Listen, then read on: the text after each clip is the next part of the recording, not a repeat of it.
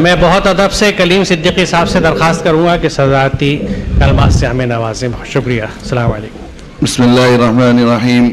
الحمد للہ رب العالمین والصلاة والسلام علی سید المرسلین وخاتم النبیین وعلی آلہ وصحبہ اجمعین ومن تبعہم بإحسان ودعا بدعوتہ الی یوم الدین. اما بعد فاعوذ باللہ من الشیطان الرجیم. بسم اللہ الرحمن الرحیم. اقرأ باسم ربک الذی خلق خلق الانسان من علق. اقرأ وربک الاکرم الذی علم بالقلم علم الانسان ما لم یعلم. حاضرین گرامی، اس مقدس محترم اور خوبصورت اجلاس کے اختتام پر مجھ جیسے دیہاتی اور گنوار کو سبق سنانے کا حکم ہوا ہے. آپ جانتے ہیں کہ میں مظفر نگر ضلع کے ایک گاؤں کا رہنے والا ہوں، دیہاتی آدمی، کسان کا بیٹا ہوں. تو کسان کے بیٹے کی عقل ذرا موٹی ہوتی ہے، اسے کوئی سبق یاد کرنا ہوتا ہے تو بار بار دہرانا پڑتا ہے، بڑے پاپڑ بیلنے پڑتے ہیں. کبھی وہ اپنے کھیتوں میں سبق کو دہراتا ہے، پھر اپنے جانوروں کے سامنے، کبھی اپنے ساتھیوں کے نوکروں ملازموں کھیتی کے کام کرنے والے مزدوروں کے سامنے، پھر اپنے رفقا کے سامنے. کسی وقت اس خیال سے کہ جس سبق کو یاد کر رہا ہے وہ سبق صحیح بھی ہے نہیں، اپنے بڑوں کے سامنے بھی سنایا کرتا ہے. اور جس کا سبق سب سے زیادہ کمزور کم یاد ہوتا ہے وہ لوگوں کے سامنے سنانے سب سے آخری میں آیا کرتا ہے. میں بہت مشکور ہوں جناب اسلم پرویز صاحب کا کہ انہوں نے میرے حیثیت کے لحاظ کرتے ہوئے آخر میں مجھے بلایا ہے. اور میں نے جناب اسلم پرویز صاحب ہی کی اس بات سے کہ والذین آمنوا اشد حبا للہ، ایمان والوں کی پہچان یہ ہے کہ انہیں اللہ کی محبت ساری محبتوں پر غالب ہوتی. محبت کا خاصہ یہ ہے کہ آدمی محبوب کی نقل کرنے کی کوشش کرتا ہے. تو میں نے سبق سنانا کا انتخاب کیا ہے جس آیت شریفہ کا سہارا لیا ہے، اس آیت شریفہ کا سہارا لیا جس کا ہمارے محبوب رب نے سب سے پہلے اپنے قرآن مجید کو نازل کرنے میں انتخاب کیا. بتکلفی صحیح، تسنع کے ساتھ ہی صحیح ہم پیروی اتباع کرنے کی کوشش تو کریں، نقل کرنے کی کوشش تو کریں. اس ضمن میں سبق بار بار دہراتا ہوں. اب شاید مجھے ایسا لگتا ہے کہ 2 سال پہلے بھی میں نے یہی سبق آپ کو سنایا تھا، اس لیے کہ جو سبق بار بار تکرار کیا جاتا ہے، اذا تکرر تقرر، انسان کی نیچر یہ ہے کہ وہ چیز دل میں بیٹھ جاتی. آپ حضرات کا بھی امتحان ہو جائے گا کہ آپ نے 2 سال پہلے اتنی محنت جد و جہد کے ساتھ آپ کو جمع کیا تھا، وہ سبق سنایا گیا تھا، آپ کے ذہن میں ہے کہ نہیں کچھ، اس کو آگے یاد کرنے کی اور یاد رکھنے کی کوشش کی نہیں، اس لیے اسی کا انتخاب کیا. میرے بزرگوں، قرآن مجید کی ابتدائی آیتیں ہیں جو میں نے آپ کے سامنے پڑھی ہیں. نزول قرآن کے اعتبار سے قرآن مجید کی سب سے پہلی آیتیں ہیں. وہ دین جو تدریجاً نازل ہوا انسانی فطرت اور نیچر کا لحاظ کرتے ہوئے، اس دین میں اللہ تعالیٰ نے جو انسان کی نفسیہ الا یعلم من خلق وهو اللطیف الخبیر، اس سے زیادہ کون جانتا ہوگا جو پیدا کرنے والا ہے. انسان کی کیا نفسیات، کیا سائیکلوجی ہے، کیا اس کی سب سے پہلی ضرورت ہے، تدریج میں کس چیز کو سب سے پہلے منتخب کرنا چاہیے تھا، اللہ نے اس کو انتخاب کیا ہے. تو یہ آیت شریفہ وہ ہیں جو اللہ نے سب سے پہلے نازل کی، وہ احکام ہیں جو اپنے نبی پر سب سے پہلے وحی کے طور پر 600 سال کے بعد آسمان سے دروازہ کھلا اور یہ آیت شریفہ نازل ہوئی. اس وحی سے پہلے آپ جانتے ہیں کہ دنیا میں ہر خرابی آخری عروج پر تھی. جس خرابی کو آپ دیکھیں اس خرابی سے اس دور کو نام لیا جا سکتا، موسوم کیا. شرک اتنا تھا کہ 360 دیوی دیوتاؤں کی مورتیاں توحید کے سب سے بڑے گھر کعبے میں رکھی ہوئی تھی، وہ اجتماعی دیوتا تھے. اس کے علاوہ الگ الگ جس دیوتا اور جس خدا سے جس کو عقیدت ہوتی تھی وہ اس کی ایک مورتی اپنی جھولی میں رکھتا تھا، ڈنڈوت کرتا تھا، اسے کام کرتا، سفر ازر میں ساتھ رکھتا تھا. تو اس دور کو دور شرک بھی کہا جا سکتا تھا. بے حیائی اتنی تھی کہ کوئی خاص تقریب ایسی نہیں ہوتی جس میں بیانہ عورتوں کے ناچ نہ ہوتے ہوں. خاص اوقات میں زیادہ مقبول بنانے کے لیے طواف میں کپڑے اتار دیے جاتے تھے. کوئی خاص اعلان کرنا ہوتا تھا تو کوئی صفا کی چوٹی پر کپڑے اتار کر اعلان کیا جاتا تھا اور اعلان ہوتا تھا انی نذیر الاولیاء. اس دور کو دور بے حیائی بھی کہا جا سکتا تھا.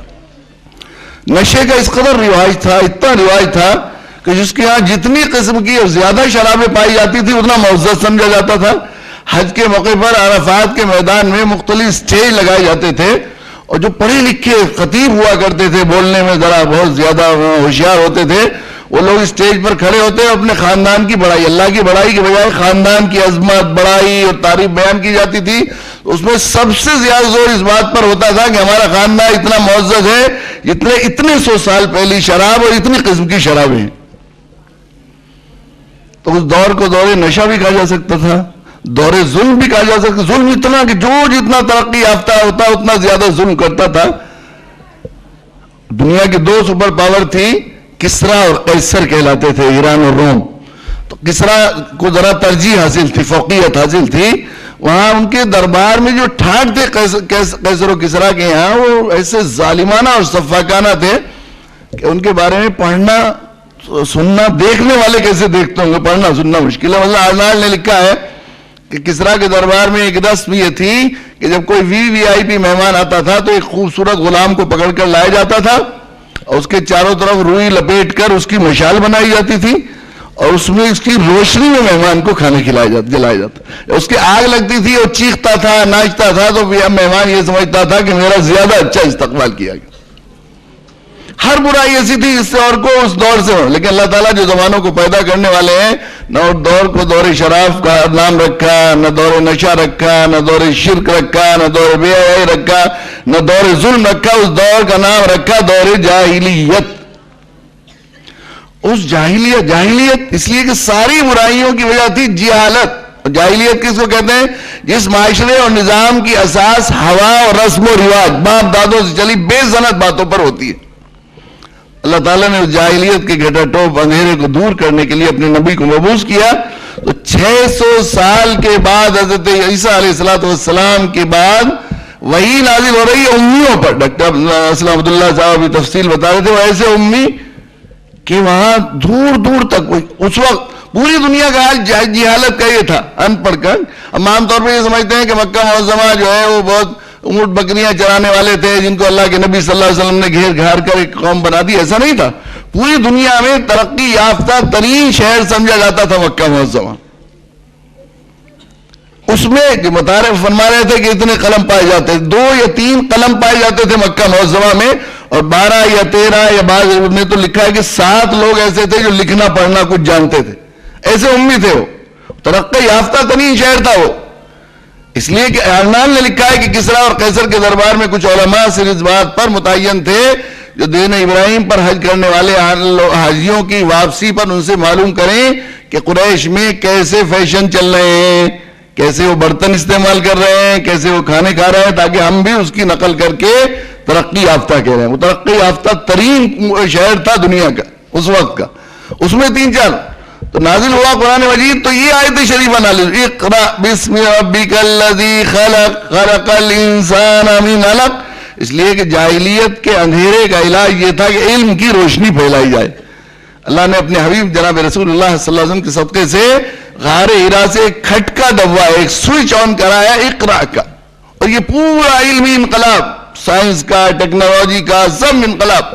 آپ جب بالکل نیوٹرل ہو کر جب دنیا کی تاریخ کا تجزیہ کریں گے تو آپ اس اقرا سے آپ کو دنیا 2 حصوں میں تقسیم ہوگی. ایک پرانا جاہلیت کا دور جاہلیت اور یہ دور علم.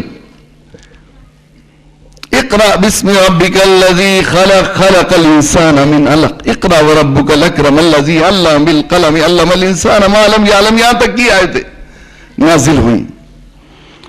یہ بالکل فطری علاج تھا. انسان کی نیچر کو اللہ سے زیادہ کوئی نہیں جانتے, اس لیے کہ اس اللہ نے اس انسان کو بندہ بنایا, ماننے والا. ماننے بندہ کہتے ہیں کس کو؟ ماننے والے کو بندہ کہتے ہیں. بندہ بنایا. ایمان والے کون ہیں؟ اقراری بندے. اب ماننا ہے اسے, تو ماننے سے پہلے انسان کی نیچر کی اور فطری ضرورت ہے کہ وہ پہلے جانے. اگر جانے گا نہیں تو مان نہیں سکتا. اس لیے جاننے کی ضرورت انسان کو ماننے سے پہلے ہے. اس لیے اللہ تعالیٰ نے اقرا سے شروع کیا اپنا دین. 100% وہ نیچرل طریقہ ہے وہ کہ پہلے جاننے کا نظام قائم کیا جائے تاکہ پھر مانے. یہ کیا اللہ تعالیٰ نے.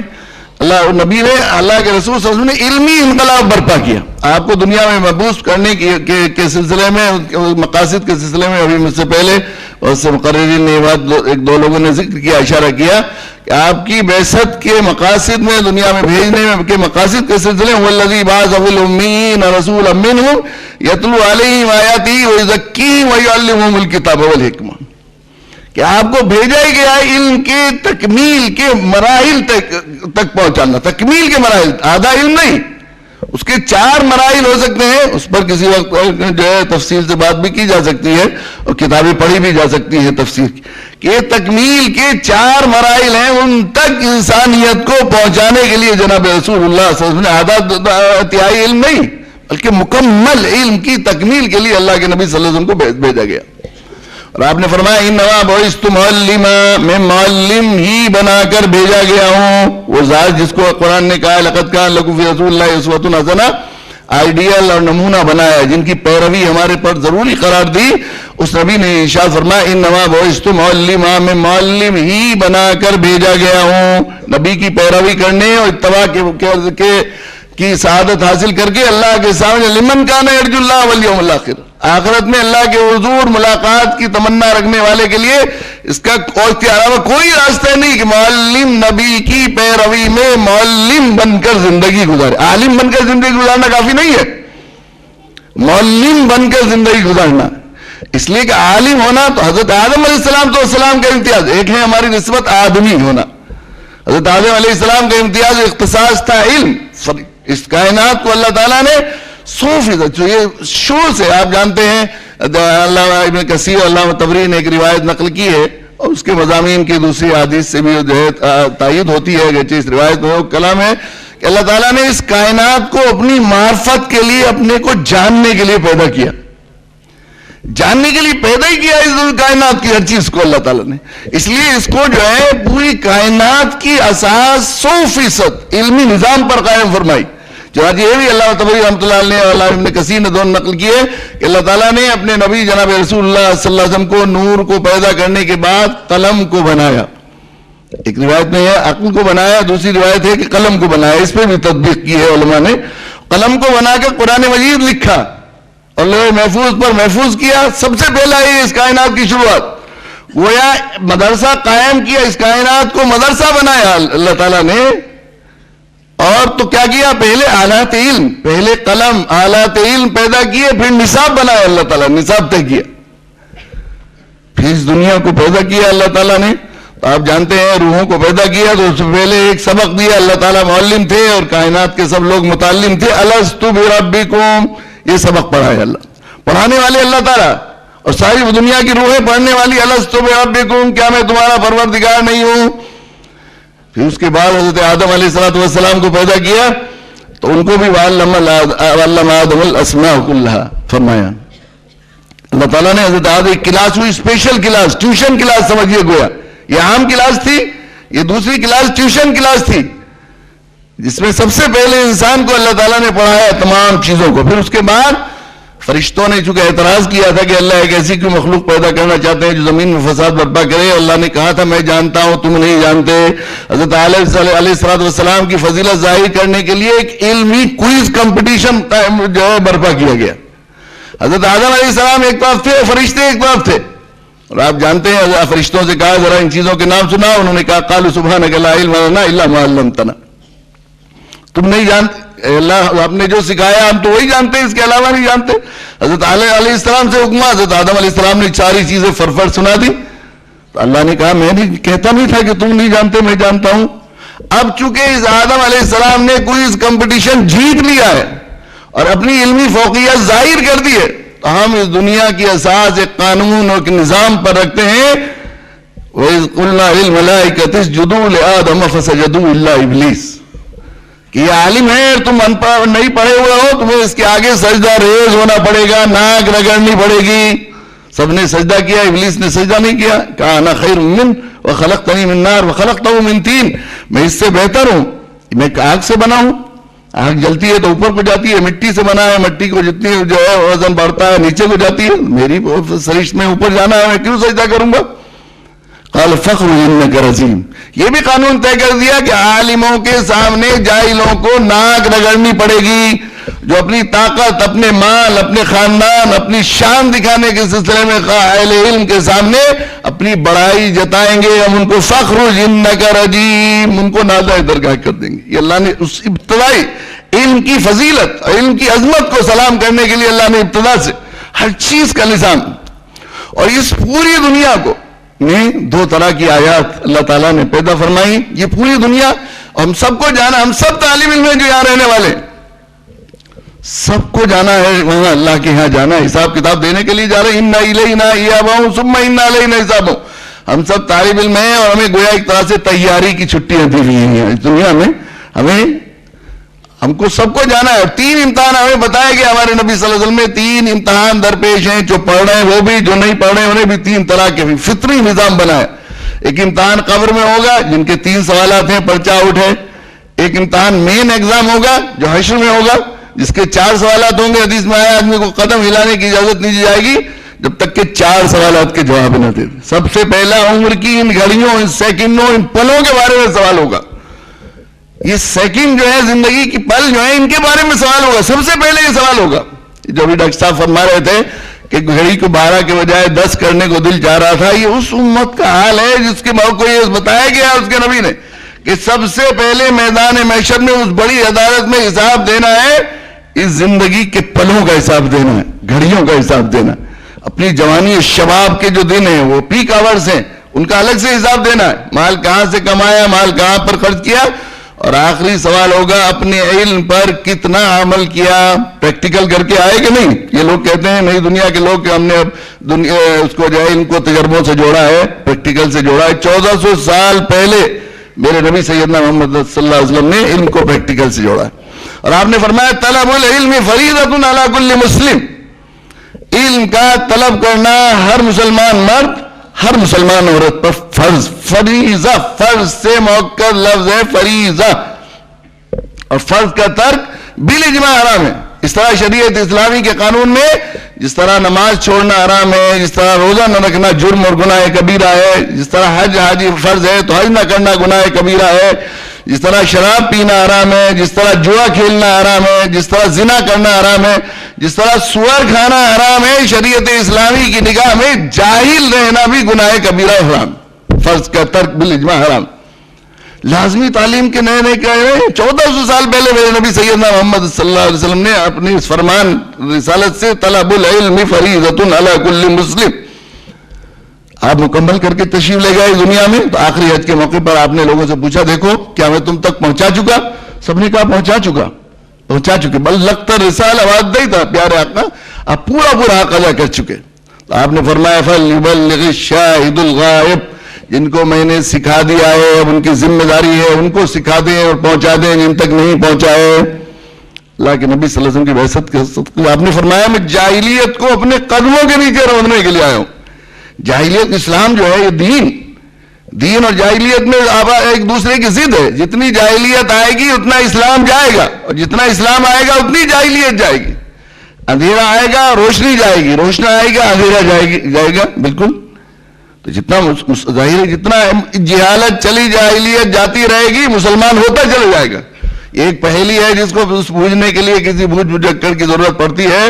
ایک آدمی جاہل ہو کر اپنے آپ کو مسلمان کہے. یہ مجھے ایسا لگتا ہے جیسے کوئی کہے کہ میں اندھا بھی ہوں مجھے دکھائی بھی دیتا ہے، میں بہرا بھی ہوں مجھے سنائی بھی دیتا ہے، میں گونگا بھی ہوں میں بولتا بھی ہوں میں مسلمان بھی ہوں میں جاہلی بھی ہوں. جاہلیت کو قدموں کے نیچے رودنے کے لیے. یہاں ایک بات میں عرض کروں کہ وہ جاہلیت جس کو اللہ کے نبی صلی اللہ علیہ وسلم اپنے قدموں کے نیچے رودنے کے لیے آئے ہیں اس پر اللہ تعالیٰ جزائے خیر دے ہمارے علماء کو کہ 6 اور 7ویں صدی ہجری میں کئی کتابیں اہم ترین مؤلفین نے لکھی. وہ جاہلیت کیا تھی جس کو اللہ کے نبی مٹانے کے لیے آئے، اس کی کیا برائیاں تھی کیا خرابیاں تھی. اس لیے کہ امیر المومنین حضرت عمر بن الخطاب رضی اللہ تعالیٰ عنہ کا مشہور ارشاد ہے کہ جس نے اسلام میں آنکھ کھولی اور جاہلیت کو نہیں جانا اور سمجھا اسے سمجھنا تو پڑے گا کہ جاہلیت کیا ہے، اسلام کس چیز کو مٹانے کے لیے آیا. کہیں جاہلیت کے نام پر ہم اپنے آپ کو اسلام کو بدنام کرنے کا ذریعہ نہ بنتے رہے. آپ خود فرمایا کہ جس نے اسلام میں آنکھ کھولی اس نے جاہلیت کو نہیں جانا اور پہچانا وہ اسلام کے ہر حکم کو تار تار کر کے رسوا کر کے چھوڑے گا. وہ اسلام کے ذلت کا ذریعہ بنے گا, اسلام کی رسوائی کا ذریعہ بنے گا.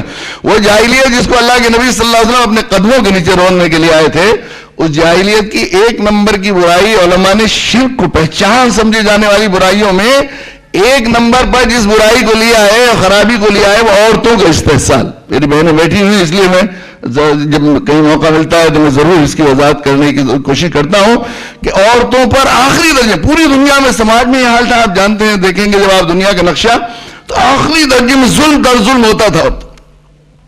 یعنی یہ عیسائی کہتے ہیں ہم نے مسلمانوں کو یہ کیا ہے آزاد کرنے کا, اور یہ کیا ہے 8ویں صدی عیسوی میں, گویا جناب رسول اللہ صلی اللہ علیہ وسلم کی بعثت کے بعد فرانس میں عیسائیوں میں ایک کانفرنس منعقد ہوئی جس میں یہ طے کیا کہ ہم آج سے عورتوں کو انسان کہتے ہیں, مانتے تو ابھی تک بھی نہیں ہیں, انسان کہتے ہیں.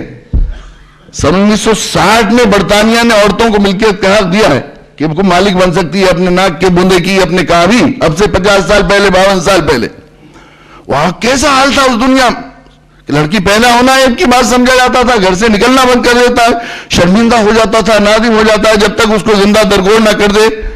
عام حالات میں وہ سوتیلی مائیں وہ جو ہے وراثت میں تقسیم ہو جایا کرتی تھی. عرب میں یہ حال تھا. عام حالات جو عورتوں پر آتے ہیں خاص ایام, تو اس میں عورتوں کو گھر سے باہر نکال دیا جاتا تھا, جانوروں کے کمرے میں رہتی تھی, زمین پر ڈال کر ان کو کھانا دیا جاتا تھا, برتن نہیں چھو سکتی تھی, وہ کپڑے کو ہاتھ نہیں لگائی جاتی تھی, ایسی نجس اور ناپاک سمجھی جاتی. خود ہمارے ملک میں بھی صورت کچھ کم کرنی حال نہیں تھی, ساری دنیا میں یہ حال تھا. سلام اللہ کے رسول صلی اللہ علیہ وسلم پر آپ تشریف لائے اور آپ نے اس جاہلیت کا خاتمہ کیا, تو سب سے پہلے اس صنف نازک پر جو ظلم ہو رہا تھا آخری درجے کا, اس ظلم کا قلعہ کما کر کے ان کو ہر موڑ پر ترجیح دی. سلام ہوا آپ پر, قرآن مجید نازل ہوا تو قرآن نے بیٹا بیٹی دونوں کو نعمت قرار دیا. دونوں نعمت ہیں, جس کے اولاد نہ ہو اس سے پوچھئے گھر کیسا سنا ہے, لیکن ترتیب قرآن نے یہ قائم فرمائی, یا لمن یشاء اناثا و یا لمن یشاء الذکور. اللہ تعالیٰ جس کو نوازتے ہیں بیٹیوں سے اور جس کو عطا فرماتے ہیں بیٹے. شاہ ولی اللہ رحمۃ اللہ نے لکھا ہے کہ قرآن مجید میں جو مضامین کی تقدیم و تاخیر ہوتی ہے, ایک چیز کو پہلے ذکر کیا جاتا ہے, دوسری کو دوسری چیز پر, یہ بڑے قانون اور بڑے پیغام پر مبنی ہوتی. قرآن نے یہ ترتیب قائم کر کے یہ بات طے کی ہے, قانون طے کیا ہے کہ بیٹیاں ایک نمبر کی نعمت ہے. قرآنی ترتیب, قرآنی دین کے مطابق بیٹے دوسرے نمبر کی نعمت. اب اگر یہی ترتیب ہمارے یہاں بھی ہے کہ بیٹیاں پیدا ہو رہی ہیں تو خوب خوشیاں من رہی ہیں, خوب عقیقے ہو رہے ہیں, مٹھائیاں بٹ رہی ہیں, مبارکبادیں ہو رہی ہیں, بیٹے پیدا ہو رہے ہیں تو بھی مبارکبادیں ہو رہی ہیں, تو مبارک صد مبارک. یقیناً آپ کے شعور میں اسلام بیٹھ گیا. اگر اس کے بالمقابل یہ ترتیب ہے کہ بیٹا پیدا ہو رہے ہیں تو بہت خوشیاں من رہی ہیں, مٹھائیاں بٹ رہی ہیں, عقیقے ہو رہے ہیں, مبارکبادیں ہو رہی ہیں. بیٹیاں پیدا ہو رہی ہیں تو امام صاحب بھی مبارکباد نہیں دیتے, حضرت صاحب بھی نہیں دیتے, نرس سے پیسہ نہیں مانگتی. تو آپ قرآن کا آپ کہا کریں آپ حاجی فلاں صاحب ہیں, آپ صوفی صاحب فلاں ہیں, آپ پیر صاحب ہیں. قرآن کہتا ہے قالت الاعراب آمنا قل لم تؤمنوا ولكن قولوا اسلمنا. یہ عربی دیہاتی کہتے ہیں کہ ہم اسلام لائے, اسلام نہیں لائے, یہ ایمان نہیں لائے. یہ انہوں نے حالات کے سے مروب ہو کر اپنے کو مسلمان کہنا شروع کیا. ان کے دلوں میں ایمان نہیں بیٹھا, شعور میں قرآنی جو ہے فکر پیدا نہیں ہوئی ابھی ان کے. سلام ہو آپ پر, آپ نے فرمایا جس کے 4 بیٹیاں ہوں ان کی نعمت سمجھ کر پرورش کرے اور بیٹوں کو ان پر ترجیح نہ دے اور نیک بچے دیکھ کر ان سے شادی کر دے. اللہ کے نبی صلی اللہ علیہ وسلم نے 2 انگلیاں ملائیں, میں اور وہ جنت میں اس طرح ہوں گے, اس طرح 2 انگلی. ایک دوسرے صحابی کھڑے ہوئے, یا نبی اللہ جس کو اللہ نے صرف 3 بیٹیاں دی ہوں, تو آپ نے فرمایا وہ بھی. ایک اور کھڑے ہوئے, یا نبی اللہ جس کو اللہ نے 2 ہی بیٹیاں دی ہوں, آپ نے فرمایا وہ بھی. ایک اور کھڑے ہوئے, یا نبی اللہ جس کو اللہ نے 1 سے زیادہ نہ دی ہو, آپ نے فرمایا وہ اس کی نعمت سمجھ کر پرورش کرے, بیٹوں کو اس پر ترجیح نہ دے تو وہ بھی. ایک اور کھڑے ہوئے, یا نبی اللہ جس کے بیٹیاں نہ ہوں بہنوں کے ساتھ یہ سلوک کرے, تو آپ نے فرمایا وہ بھی. آپ سے کہا جائے کہ مسلمان سے مانگ کیا مانگتا ہے, آخری درجے کی مراد, اس سے بڑی کوئی تمنا اور امید نہیں, دعا نہیں مانگ سکتے ہم میں سے کہ میرے نبی سیدنا محمد مصطفیٰ صلی اللہ علیہ وسلم کے قدموں میں جنت میں جگہ مل جائے. 2 عمل ایسے ہیں جن پر یہ فضیلت ہے, ایک بیٹیوں کی پرورش کرنے والا, لیکن شرط یہ ہے کہ بیٹوں کو ترجیح نہ دی جائے. بیٹے پیدا ہو رہے ہیں تو خوب خوشیاں من رہی ہیں, خوب عقیقے, خوب مبارکبادیں ہو رہی ہیں. بیٹیاں پیدا ہو رہی ہیں تو کوئی ان کی فکر نہیں ہے, کوئی خوشی نہیں ہے. اس پر خوب خرچ ہو رہا ہے, اسکولوں میں اچھے سے اچھے معیاری تعلیم دی جا رہی ہے, اچھے سے اچھے کپڑے, لڑکوں کو بس بیڈ اوپر ہے تو لڑکا اوپر سو رہا ہے, بیٹی بیچاری نیچے لیٹی ہوئی ہے, بالائی اوپر سے گھی اچھا کھانا جو ہے اور تلچھٹ بچی ہوئی بیٹیاں کھا رہی ہیں. جاہلیت. یہ شرط کے ساتھ. ایک دوسری ہے یتیم کی پرورش کرنے والا. حدیث میں آیا سب سے بہتر ہے وہ گھر اس میں کوئی یتیم پرورش پاتا ہو, اس کے ساتھ اچھا سلوک ہوتا ہو. خیر القرون میں کہیں یتیم خانے کا کوئی کنسپٹ نہیں ہے. یتیم خانوں میں پال کر اور احساس کمتری پیدا ہو جائے. گھروں میں پلنے چاہیے بچے اپنے بچوں پر ترجیح دے کر. یہ ہے اسلامی کنسپٹ. اللہ کے نبی صلی اللہ علیہ وسلم ارشاد فرمائے بیٹیوں کا باپ ہوں. یہ جو عام طور پر سمدھیانے میں کہتے تھے ہم تو بیٹی والے ہیں صاحب, ہم کچھ بول نہیں سکتے, سب بات ماننی ہوگی. آپ نے فرمایا کہ بیٹیوں کا باپ ہوں. عزت کی بات ہوتی تو کوئی مجھے عطا کی ہوتی. یہ لوگ جو کہتے ہیں بیٹی والے ہمارا پانا نیچا ہے, مجھے لگتا ہے وہ اللہ کے نبی صلی اللہ علیہ وسلم کی شان میں توہین کرتے. اللہ کے نبی فرمائے بیٹیوں والا ہوں. کیسی رسم و رواج اور جاہلیت زدہ اور شادیوں کے چکر میں ہم نے کیسی بڑی نعمت کو کیسا بوجھ بنا لیا ہے. شاعر نے کہا ہے کہ لاڑ لے بیٹے تو درد سر بنے, اور بیٹیوں نے سر دبایا دیر تک. 4 بیٹے ہوں, کسی کی بیٹیاں ہوں, ایک بیٹا ہو, آدھی رات کو ابا جی آئیں گے تو بیٹیاں چاروں کی چاروں ایک ٹانگ کھڑی ہو جائیں گی. ابا جی چائے, ابا جی پانی, ابا جی جوتا, ابا جی یہ, ابا جی. بیٹا ہوگا تو ہم دیکھتے ہیں کہ آپ جاگ رہا ہوگا تو سو جائے گا, آنکھیں بند کر لے گا, ابا جی کوئی کام نہ ہوتا. اس نعمت کو ہم نے جاہلیت زدہ اپنے آپ کو مسلمان کہتے ہیں. میرے بزرگوں سب سے زیادہ مظلوم تھی عورت بیوی کی شکل میں. پاؤں کی جوتی سمجھا, ساری دنیا میں آخری درجے میں سلام ہو آپ پر. آپ نے فرمایا تم میں سب سے بہتر ہو جو اپنی بیویوں کے ساتھ بہتر ہو. اب میں تم میں سب سے زیادہ اپنی بیویوں کے ساتھ بہتر سلوک کرنے والا ہوں. اس لیے ڈاکٹر عبدالحی صاحب حضرت تانوی نور اللہ مرقدہ کے جل خلفاء میں تھے. وہ فرمایا کرتے تھے کہ مولوی ہونے کی سند تو مدرسے والے دیں گے, اور ڈاکٹر ہونے کی سند دیں گے میڈیکل کالج والے, اور نیک اور اچھا متقی مسلمان ہونے کی سند دیں گی اہلیہ محترمہ. یہ وہاں سے ملے گی ڈگری. آپ نے فرمایا میں سب سے زیادہ اپنی بیویوں کے ساتھ بہتر سلوک کرنے والا ہوں. کیسے سلوک کرنے والے تھے؟ سیدہ عائشہ رضی اللہ تعالیٰ عنہ سے پوچھا گیا کہ جناب رسول اللہ صلی اللہ علیہ وسلم کی خانگی زندگی کے بارے میں ارشاد فرمائیے. آپ نے فرمایا جب ہمارے ساتھ گھر میں رہتے تھے تمام کاموں میں برابر کے شریک ہوتے تھے. اور تفصیل بتاتی ہیں یہ جو ذہن میں ہمارے ہیں نا کنسپٹ کہ مرد باہر کا کام کرنے والا, عورتیں گھر کا کام کرنے والا, ایسا اسلامی کوئی قانون نہیں ہے. 2 پہیے ہیں گاڑی کے, تو آپ باہر کام کر رہے تھے تو اہلیہ محترمہ گھر میں کام کر رہی تھی. اور جب آپ آ جائیں گے تو آپ اکیلے کیوں سننا آئیں گے؟ وہ اب استدلال کرتے ہیں حضرت فاطمہ کے واقعے ایسے کہ حضرت فاطمہ نے بھی تو حضرت علی کے ساتھ یہ معاملہ کیا تھا. میرے بزرگوں سمجھ غلط فہمی نکال لیجئے, دماغ سے جالے جھاڑ لیجئے. اللہ کے رسول صلی اللہ علیہ وسلم اور آپ کے خاندان میں دوسروں کا بوجھ بانٹنے اور احسان کرنے کی گھٹی میں بھی جو ہے آپ طینت اور اخلاق پڑے تھے. حضرت فاطمہ رضی اللہ تعالیٰ نے حضرت علی کرم اللہ وجہ کی اقتصادی حالت کی کمزوری پر ترس کھا کر احسان کر کے یہ طے کیا تھا کہ علی آپ کے حالات ایسے نہیں ہیں کہ آپ میرے لیے خادمہ رکھیں گھر میں کام کاج کرنے کے لیے, اس لیے میں اپنا حق معاف کرتی ہوں, میں گھر کا کام خود کر لیا کروں گی, آپ باہر کا کرو. یہ احسان تھا, قانون نہیں تھا. تو حضرت عائشہ رضی اللہ تعالیٰ فرماتی ہے کہ آپ گھر میں ہوتے تو ہمارے ساتھ تمام کاموں میں برابر کے شریک ہوتے تھے. آپ اپنے جوتے کی مرمت فرماتے تھے, آپ اپنے کپڑے دھوتے تھے, دھو لیتے نہیں تھے, اتفاق سے دھوتے تھے, معمول تھا آپ کا. آپ گھر میں صفائی فرماتے تھے, آپ جانوروں کو چارہ ڈالتے تھے, آپ بکریوں کا دودھ دوتے تھے, آپ سبزی کاٹتے تھے, اور آخری جملہ لکھا ہے محدثین نے کہ آپ آٹا گوندتے تھے.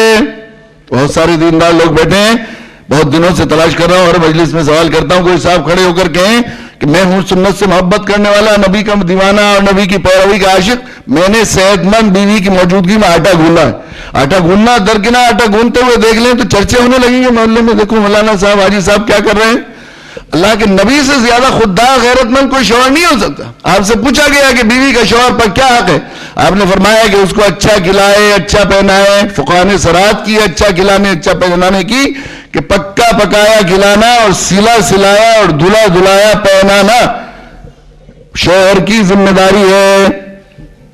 اب اگر حضور والا آپ اپنی اہلیہ محترمہ کے کپڑے دھو کر, آج کل پریس کا زمانہ ہے تو پریس کے بغیر نہیں, پریس کر کے باتھ روم میں پیش فرماتے ہیں اور کھانا بنا کر دسترخوان لگاتے ہیں, تو آپ اس پر احسان نہیں کرتے, صرف اس کا حق ادا کرتے ہیں. اگر وہ خود بنا لیتی ہے, اپنے کپڑے دھو لیتی ہیں اور آپ سے نہیں دھلواتی ہے, تو یہ آپ پر احسان کرتی ہیں, آپ پر احسان کرتی ہیں. اور اگر وہ آپ کا بھی دھوتی ہے تو آپ پر دوہرا احسان کرتی ہیں. اگر وہ آپ کے بچوں کو بھی کپڑے دھوتی ہیں اور کھانا بناتی ہیں تو آپ پر 10 احسان کرتی ہے. اگر آپ کے والدین آپ کی مہمانوں کی بھی خبرگیری کرتی ہے تو آپ پر 100 احسان کر سکتی ہیں. کرنے کی ترغیب دی ہے, فضائل بیان کیے ہیں, ان عورتوں کی تعریف بیان کی ہے جو اپنے شوہر کا بوجھ بانٹے, ان پر احسان کرے. لیکن یہ احسان ہے, ان کی ذمہ داری نہیں ہے. اس پر ذرا سے کھانے میں دیر ہو جائے, پلیٹیں پھینک دینا, گالیاں بکنا اور طلاق تک نوبت ہو جانا. حاکم الحاکمین کی عدالت میں اللہ کے قانون شریعت کے مطابق حساب دینا ہوگا جب اس کے دربار میں جائیں گے. یہ آپ کے رواج کے مطابق نہیں ہوگا. میرے بزرگوں, کیسا مشفقانہ ماحول اللہ کے نبی صلی اللہ علیہ وسلم گھر میں فرماتے تھے. سید عائشہ رضی اللہ تعالیٰ عنہ فرماتی ہیں کہ میری نیند بہت کچی تھی, ذرا سی آہٹ میں آنکھ کھل جایا کرتی تھی. تو میرے ماں باپ آپ پر قربان, پیارے نبی صلی اللہ علیہ وسلم بیدار ہوتے تو چپ کے جوتے اتار کر دبے پاؤں سے وہ وضو کے لیے تشریف لے جاتے اور آہستہ آ کر کھڑے ہو جاتے تھے کہ جو پاؤں کی کسر کھڑا, جوتوں کی آڑ سے نیند کھل جائے گی تو تکلیف ہوگی. ابن قیم نے لکھا ہے کہ رات کو سفر پر تشریف لے جاتے اور آنے میں تاخیر ہو جاتی تھی تو رات کو مسجد میں آرام فرماتے تھے. آدھی رات کو آگے کنڈی نہیں کھٹکھٹاتے, صبح سویرا دن نکلنے کے بعد گھر میں تشریف لاتے تھے. اب آدھی راتوں کو آتے ہیں, چائے خانوں پر جاتے ہیں, چوکڑیوں پر جاتے ہیں, بلکہ عیاشیاں کر کے آتے ہیں. اور پھر ذرا نوک کیا یا گھنٹی بجائی, ذرا اٹھنے میں تاخیر ہو گئی تو کہاں تک بات پہنچتی ہے. حقوق النساء کے نام سے موبائل چھپے ہیں حضرت تھانوی نور اللہ مرقدہ کہ اللہ کے یہاں جانا ہے اس عدالت. مالک یوم الدین کی رٹ لگوائی جاتی ہے. 5 اللہ تعالیٰ نے جو اپلیکیشن قرآن مجید میں املا کر کے دی ہے, ہمیں بتائی ہے, ہمیں سکھائی ہے, اس میں کیا رٹ لگائی جا رہی؟ مالک یوم الدین, مالک یوم الدین. اللہ عدالت میں آپ کے یہاں مجھے حساب دینے آنا ہے. اس عدالت میں جانا ہے تو حقوق کا حساب ہوگا, حق ادا کر کے آئیں گے نہیں. امام غزالی نے لکھا ہے جو اپنی بیوی کا حق ادا نہیں کر سکتا, کسی کا حق ادا نہیں کر سکتا. حقوق النساء میں حضرت تھانوی نور اللہ مرقدہ نے اس آیت شریفہ سے استدلال کیا ہے وَلَهُنَّ مِثْلُ الَّذِي عَلَيْهِنَّ بِالْمَعْرُوفِ کہ ان کا بھی تمہارے ساتھ خیر خواہی کا بالکل ایسا ہی حق ہے جیسا تمہارا ان کے ساتھ. اس میں لکھی وضاحت کہ اگر بیوی تھک جائے, شوہر تھک جائے تو بیوی پاؤں دبائے, بیوی تھک جائے تو شوہر کو بھی پاؤں دبانا چاہیے. شوہر کے سر میں درد ہو جائے تو بیوی تیل لگائے, بیوی کے سر میں درد ہو جائے تو شوہر کو بھی تیل لگانا. یہ حق ہے. یہ اللہ کے نبی صلی اللہ علیہ وسلم کا قانون ہے, جاہلیت کو ختم کرنے کے لیے آبا ہے دنیا میں. مجھے خاص اس آیت شریفہ کے پس منظر میں خاص اس مجلس سے بات کہنی ہے کہ صرف ایک موڑ پر مولانا مکہ کی معزز ترین خاتون تھی اور بڑے بڑے سردار, رئیس اور بادشاہ ان سے پیغام ڈال چکے تھے, سب کو منع کر چکے تھے. لیکن جناب رسول اللہ صلی اللہ علیہ وسلم کی صداقت, آپ کی امانت, آپ کے کردار کی عظمت, آپ کے حسن اخلاق سے اتنی مرعوب ہو گئی تھی. اور پھر اس کو مرعوب اس طرح نہیں ہوئی تھی بلکہ ایک زمانے تک تجارتی شراکت میں اسے پرکھا تھا اور ایک غلام کو صرف اس کام پر لگایا تھا کہ وہ آپ کی نقل و حرکت سے مطلع کرے. عرب کے مزاج کے خلاف خود پیغام بھیجا تھا حضرت خدیجہ رضی اللہ تعالیٰ عنہ نے. اور یہ شادی ہوئی تھی اور اس کے بعد ایک لمبے مدت تک بستر میں دیکھا تھا آپ کے کردار کو. ڈاکٹر صاحب فرما رہے تھے فقط لبثت فیکم عمرا من قبلی, جو قرآن نے ذکر کیا ہے یہ کہ میرا کردار, وہ کردار دیکھا تھا بستر میں. بستر میں ہر چیز گل جاتی ہے. اس بستر میں جو کتنے لمبے مدت تک کردار کی معائنہ کیا تھا, اس کی زبانی صداقت, بے اختیار وہ جملے فرمائے جو حدیث کی کتابوں میں موجود ہیں جن پر سیرت کے کتب خانے قربان کیے جا سکتے. آپ نے فرمایا واللہ لا یخزیک اللہ ابدا, اللہ کی قسم ہرگز اللہ آپ کو ضائع نہیں کر سکتا. انک لتصل الرحم, آپ رشتہ داروں کے ساتھ بہتر سلوک کرنے والے ہیں. وتصدق القول, اور بات کو سچائی آپ ادا کرتے ہیں. وتؤدي الامانہ, امانتوں کو ادا کرنے والے ہیں. وتحمل الکل, ہفتے کاپتوں کا بوجھ بانٹنے والے ہیں. وتکسب المعدوم, اور بے روزگاروں کو کما کر کھلانے والے ہیں. وتعین علی نوائب الحق, اور جن کے حق دبے ہوئے مظلوم کے ظالموں کے گلے میں ہاتھ ڈال کر ان کا حق ان کو دلوانے والے ہیں. وتقری الضیف, اور آپ مہمان کی توقیر کرنے والے ہیں. جو مہمان آپ کے یہاں ٹھہر جاتا ہے اس کی عزت وقار کو بڑھانے والے ہیں. میں گواہی دیتی ہوں آپ اللہ کے رسول ہیں. اور آپ نے کہا کہ اس پیغام کے صحیح زیادہ واقف, سب سے زیادہ واقف میرے چہزاد بھائی ورنہ ورقہ ابن نوفل ہو سکتے ہیں جو پرانی کتابوں کے جو ہے بڑے عالم ہیں. آپ میرے ساتھ ان کے پاس تشریف لے چلیں. اللہ کے رسول صلی اللہ علیہ وسلم نے رائے سے اتفاق کیا. ورقہ ابن نوفل کے پاس خدیجہ رضی اللہ تعالیٰ نے خود پورا واقعہ بیان کیا اور اس کے بعد جو ہے پھر آپ سے کہا کہ آپ اپنی زبان مبارک سے سنائیں. اللہ کے رسول صلی اللہ علیہ وسلم نے اپنی زبان مبارک سے سنایا. پورا واقعہ سننے کے بعد ورقہ ابن نوفل نے بھی کہا کہ میں گواہی دیتا ہوں آپ اللہ کے رسول ہیں. یہ وہی فرشتہ ہے جو حضرت موسیٰ حضرت عیسیٰ علیہ السلام کے پاس آیا کرتا تھا اور کاش میں اس وقت زندہ ہوتا جب آپ کی قوم آپ کو مکہ سے نکال دے گی. اللہ کے رسول صلی اللہ علیہ وسلم حیرت میں آ گئے, یہ مکہ کے لوگ میرے اتنے دیوانے اور عاشق زار ہیں, ہر ایک مجھ سے آخری درجے والا نہ محبت کرتا ہے, مجھے مکہ سے نکال دیں گے. اس وقت جب وہی نازل ہوئی ہے, اللہ کے رسول صلی اللہ علیہ وسلم کی محبوبیت کا مکہ میں حال تھا کہ ہر آدمی آپ سے محبت کرتا, ساری امانتیں آپ کے پاس رکھوائی جاتی تھی, سارے جھگڑے کوئی فیصلہ کے لیے آپ سے فیصلہ کرا کے مطمئن ہوتے تھے, ہر عزت والی دعوت عزت والی جب سمجھی جاتی اس میں جناب رسول اللہ صلی اللہ علیہ وسلم یا خود شریک ہو یا لوگوں کو شریک کرے. آپ کی محبت کا یہ حال تھا کہ تجارتی سفر کے لیے تشریف لے جاتے اور آنے میں تاخیر ہو جاتی تھی 1-2 روز, تو ابو جہل جو آپ کے سب سے زیادہ بدترین دشمن ہونے والے تھے, وہ مکہ کے باہر آ کر کھڑے ہوتے تھے اور عشقیہ ہجریہ اشعار پڑھنے لگتے تھے. اے محمد صلی اللہ علیہ وسلم, تم نہیں جانتے تمہارے بغیر مکہ کتنا سونا ہو جاتا ہے, تم کئی تو چند دن کے لیے جاتے ہو اور پھر کئی روز تک تڑپاتے ہو, اس طرح. تو آپ کو حیرت تھی, اتنے چاہنے والے مرد موجود تھے. مجھے جو بات خاص جس پوائنٹ کی طرف توجہ دلانا ہے, اور بہنوں اس بات پر جتنا ناز کریں جتنا فخر کریں کم ہے, مسابقے کی نوبت آئے مردوں سے تو آپ کے لیے یہ بات سب سے بڑی فخر کی ہے کہ اللہ کے رسول صلی اللہ علیہ وسلم نے قرآن کی استعلی آیات پیش کرنے کے لیے اور اقرا کا سبق پڑھانے کے لیے اور ایمان کی دعوت کو دینے کے لیے, ایمان کا مدعو بنانے کے لیے جس شخصیت کو انتخاب کیا, وہ کوئی ابو طالب جیسے سرپرست چچا بھی نہیں تھے, وہ صدیق اکبر جیسے دوست بھی نہیں تھے, وہ علی جیسے چھوٹے محبت کرنے والے بھائی بھی نہیں تھے, وہ زید جیسے خادم بھی نہیں تھے, کوئی مرد نہیں تھے, بلکہ سب سے پہلے اس شخصیت کو اللہ کے نبی صلی اللہ علیہ وسلم نے یہ آیتیں اور وحی کا واقعہ سنایا, وہ حضرت خدیجہ رضی اللہ تعالیٰ عنہ.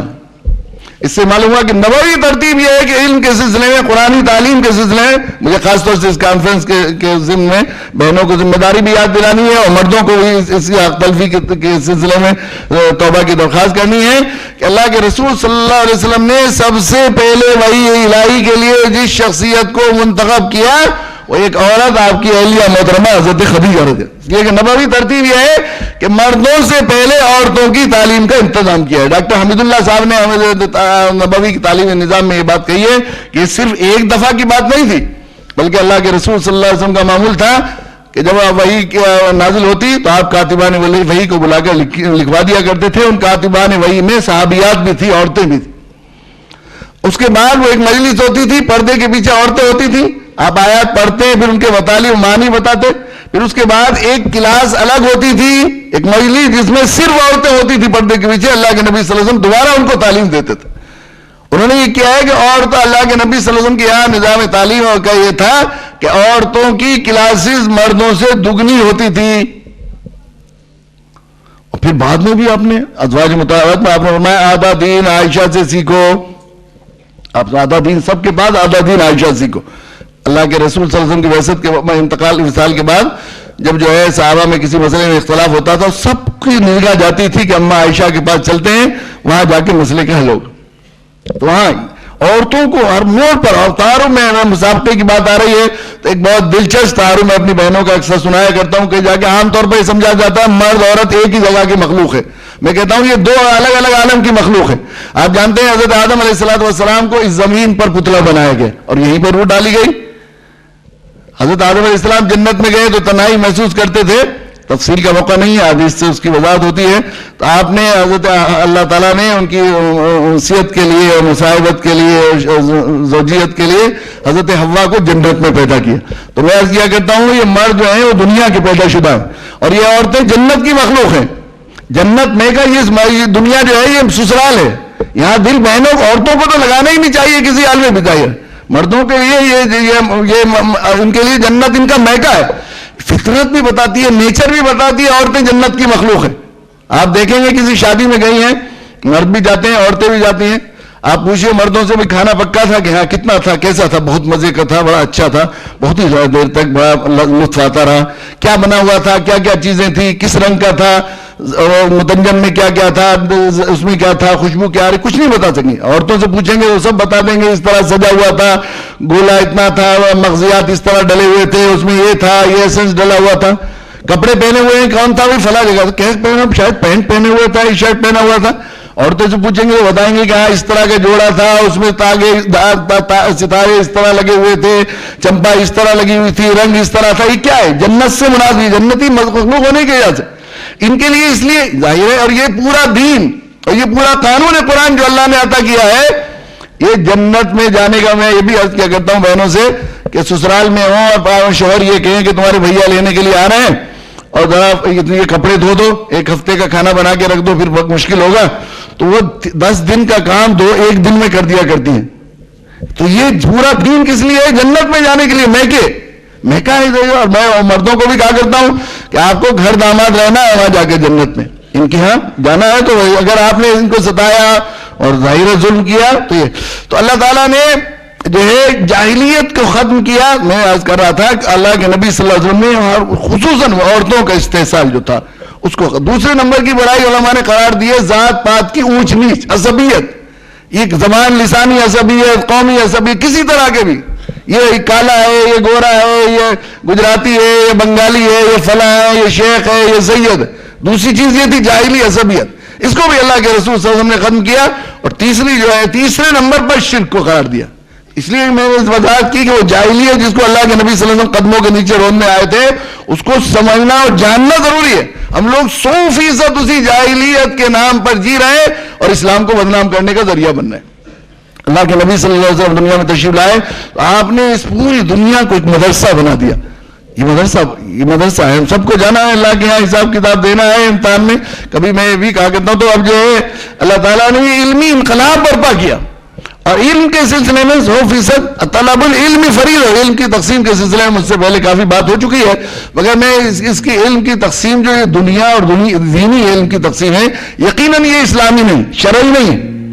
اللہ کے نبی صلی اللہ علیہ وسلم کی 2 دعائیں ہیں، ان سے علم کو 2 حصوں میں تقسیم کیا ہے. اللہم انی اسألک علما نافعا، اللہم انی اعوذ من علم لا ينفع. اللہ نفع پہنچانے والا علم میں آپ سے مانگتا ہوں اور بے نفع علم سے پناہ چاہتا ہوں. ہر نفع پہنچانے والا علم دینی علم ہے.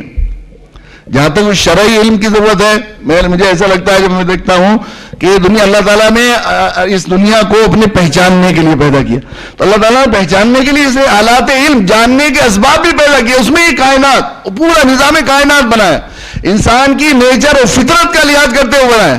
انسان کی فطرت میں یہ بات رکھی ہے کہ جب وہ کوئی بنی ہوئی چیز دیکھتا ہے تو بنانے والے کی طرف فوراً اس کا ذہن جاتا ہے، چیز سے ہٹ جاتا ہے اس کا ذہن. کوئی اچھا کپڑا سلا ہوا دیکھتے ہیں فوراً زبان پر جملہ آتا ہے کس نے سیا. کوئی اچھی تعمیر دیکھتے ہیں کون آرکیٹیکٹ ہے. کوئی اچھا کھانا بنا کس نے بنایا، بنا دیکھ کر کھاتا ہے آدمی تو کھانے کی لذت کو بھول کر سوال سب سے پہلے آتا ہے کس نے بنایا. بنی ہوئی چیز کو دیکھ کر بنانے والے کو پہچانتا ہے، جانتا ہے. اسے ظاہر ہے کہ ماننے کی یہ بھی ہے، انسان کی نیچر یہ ہے کہ اسی کی مانتا ہے، اسی کی غلامی عبدیت اس کو اچھی لگتی ہے جس کی عظمت، جس کی وقار، جس کا وقار کو پہچانتا ہے. ماننے کے لیے جاننا ضروری ہے، اور جاننے کے لیے اللہ تعالیٰ نے پوری دنیا کائنات کی ہر چیز کو قولی آیت، 2 طرح کی آیتیں ہیں، ایک فعلی آیت ہے، ایک قولی آیت ہے، ایک فعلی آیت ہے. قولی آیت ہے قرآن، یہ جو کتابیں ہیں آسمانی، اور فعلی آیات ہیں یہ جو ہے جو مخلوقات. تو ان میں تدبر کرے گا تو اللہ کی معرفت پیدا ہوگی، پہچانا جائے گا. جتنا پہچانے گا اتنا زیادہ ماننے کا جذبہ پیدا ہوگا. انسان کی نیچر ہے پہچانتا. معرفت کے بعد ابدیت آسان ہوتی ہے. میں ایک مثال دیا کرتا ہوں کہ کسی چوراہے سڑک پر جو ہے وہ کسی چودھری کا مکان ہے، انہیں وہ ایک بڑا درخت بھی پڑا ہوا ہے، اس کے نیچے ہینڈ پمپ ہے. اب وہاں پر جو ہے وہ پریزیڈنٹ آف انڈیا ہو کے گزرے، سوچیں کبھی اپنے نجی دورے پر، عام زندگی پابندی سے عاجز آ جاتا ہے، چلو سادہ عام اپنا عمومی زندگی بھی گزارنی چاہیے. سوچا بہت دنوں تک کسی ٹھنڈے پیڑ کے نیچے ہینڈ پمپ کا پانی نہیں پیا تو وہ اتر گئے. سادی گاڑی میں تھے، اتر کے چودھری صاحب بیٹھے ہوئے تھے تو انہوں نے کہا چودھری صاحب ذرا سا پانی پلا دو. تو نوکر کو کہا بیٹے دیکھ بھائی کو پانی پلا دے، ہینڈ پمپ چلا دینا، نل چلا دینا. تو نل چلا کے وہ پانی پی کے گزر گئے.